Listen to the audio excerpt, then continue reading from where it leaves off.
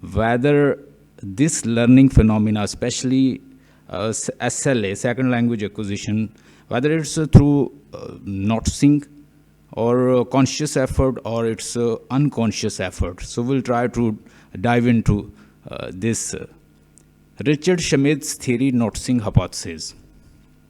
According to Richard Schmidt, the noticing hypothesis is a theory within second language acquisition that the learner cannot continue advancing their learning language ability or grasp language feature unless they consciously notice the input. The theory was proposed by Richard Schmidt in 1990. So according to Richard Schmidt, whenever learner going to learn something, he needs to notice what is being said. So you might have seen a student, they've been learning for 16 years, still they are unable to gain accuracy. They may get fluency, but accuracy is the biggest problem for a student. They are unable to notice. They don't notice whatever happening in front of them. Whether they are acquiring language, they have acquired language, but the thing is that they don't notice things. Therefore, they make mistake. Even in learning, even in writing, or sometime in speaking as well. So noticing hypothesis, according to Richard Schmidt, if learner notice whatever is being said, so he will learn well. He will gain accuracy. So this is what we are going to explore. So we'll be talking related to idealism, which is definitely related to philosophy. I'll be taking help from idealism, psychisms, then there's monoisms and dualisms and physicalisms, even neurology and linguistic as well. So whenever learner listen to something, he or she try to process input. So whatever learner is listening, whenever he tries to process input, whatever input coming to the learner, learner intakes which is called learner's noticing.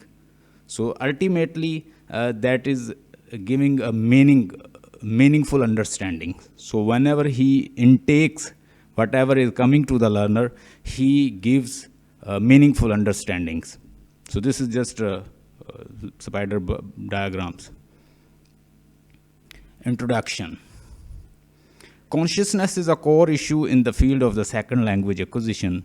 The role of consciousness in SLA is of considerable importance and should be specifically considered if we are to make progress in understanding how this acquisition takes place. SLA researcher interested in the consciousness should start by considering what others have say about this. This is necessary to develop comprehensive pictures of the consciousness. The debate of SLA need to be informed by adequate notions of what consciousness is. Only this is the way we can reach an adequate view about the role. Schmidt, 1993, provided a valuable basis for the further investigation in terms of concept of consciousness such as attention, awareness, intentionality, and control. So even metacognition as well. Whenever we want to learn something, we need to have metacognitions, meta-awareness, and even meta-attentions. So what is meta? Meta means when you are understanding about whatever you are getting. Meta awareness means whatever your perception, receptions, and whatever you understanding about understanding. It's what known as meta awareness. Meta awareness means whatever you are getting awareness. So it is awareness about the awareness is known as meta awareness. Definition of consciousness.